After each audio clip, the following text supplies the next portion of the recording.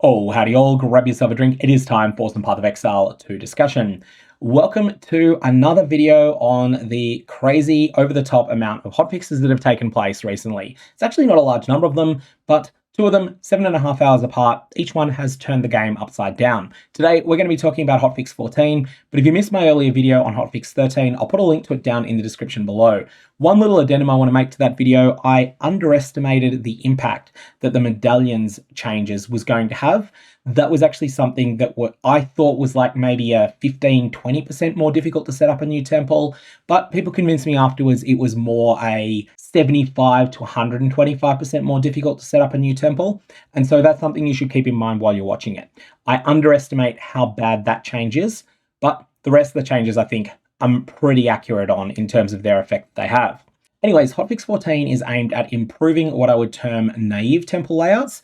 This is where you don't go in with an overarching plan. You're just like, I'm just going to stick a bunch of rooms here, and then I'm going to play with whatever I get. I'm going to try and level them up, and I'll do whatever seems cool.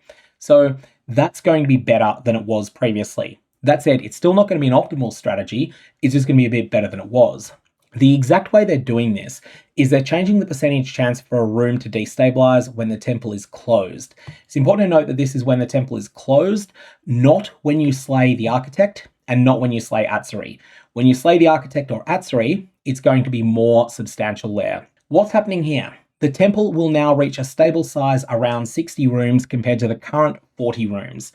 Given that they say a 30% reduction here, the way that I read these numbers is that the current 40 rooms means that currently it's a 15% chance for a room to decay. So that means that you're losing 6 and gaining 6 each time that you run the temple. Now, sometimes you're going to lose 2, sometimes you're going to lose 9, but it's going to average out at 6, and so it's going to be stable at 40. After it decreases by 30%, and I think it's worth noting it's 30%, not 33% or by 1/3, that means that it's now going to be 10.5%. And that's why they have this weasel word here of around, so stable size around 60 rooms. This means that it would be exactly 60 if it was 10%, but it's probably close to 57. What this means is that the temple will be quite a bit better if you don't go into a huge amount of min-maxing with it. That's the intention they're going for here, and I do think this will create it. The goal of this change is to make it easier to build larger, more interesting, and more rewarding temples. So this is likely to happen. It will be easier to make those temples. Additionally, if you're trying to make a hyper-optimized snake strategy setup, this is also going to make it easier because instead of needing to survive perhaps an average of 3 cycles of temple decay at 15%, you now need to survive 3 cycles at 10.5%. That's substantially more likely.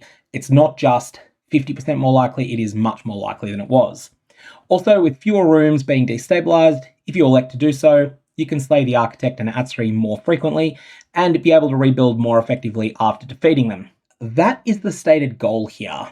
Is this going to address people's concerns? I think the answer is no. Let's take a look at 3 different perspectives.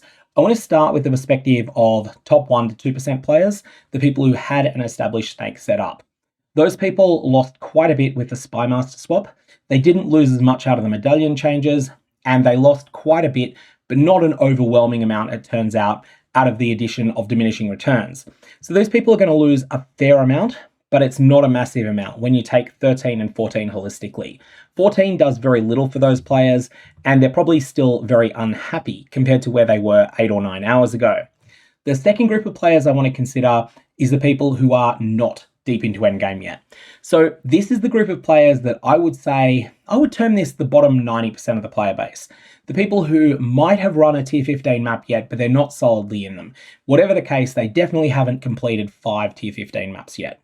Those people are going to find this a slight improvement compared to Hotfix 13 and a slight improvement compared to what existed before that as well.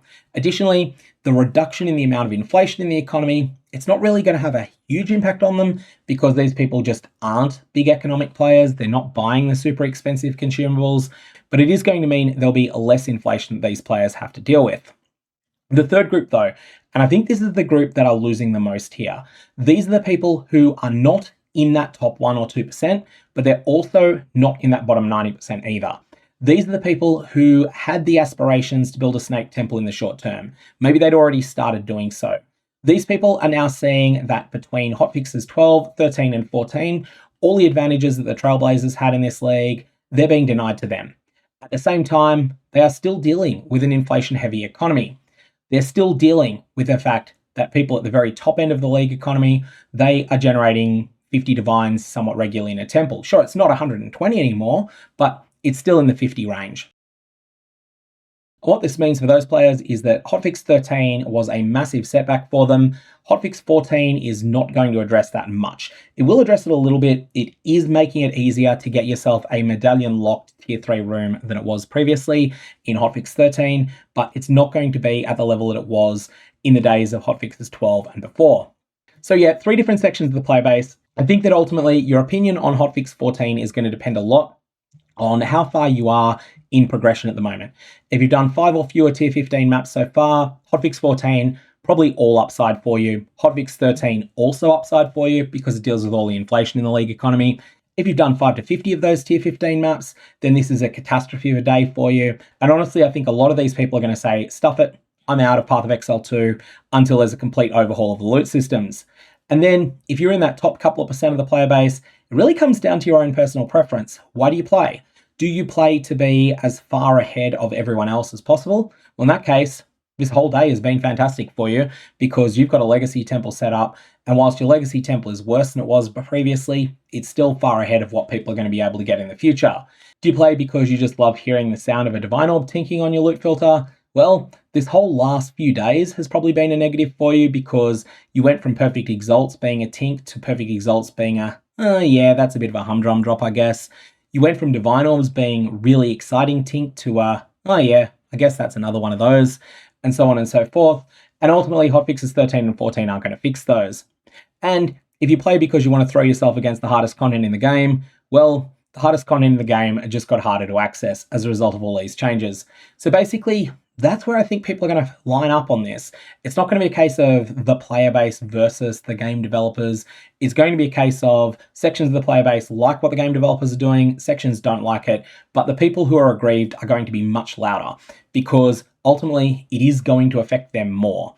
And that's why I think we're in a complete and utter mess at the moment. I'm speaking to a bunch of people, most of the people I know that aren't what you might term trade league scions, those people are saying, yeah, I'm just not going to trade much for the rest of the league. I'm going to mostly play as though I'm SSF. I prefer Trade League to SSF, so I'm not going to play very much as a result of this. And I'm just going to trade for things that I otherwise don't think I could realistically find myself. Another group of people are completely quitting the league, and no one seems ecstatic about these changes. There are some people I've spoken to that are lightly relieved with them, but they don't think this is solving every problem in the game. They think this is just a small step forward, but from such a bad mess that it doesn't really matter. One last thing I'll say, we're currently 39 minutes after Grinding Gear Games posted this hotfix. Let's see, let's hit refresh. How many pages of comments are there? There are 35 pages of comments. This is at a time when Europe is just waking up. This is at a time when the United States, I think if I've got my time zones right, a lot of the United States might actually be going to sleep at the moment. Basically, it's a pretty quiet time normally, and the game's on fire. I'm going to leave it there. Mega Volobs have interesting results. Please don't use one on the league economy.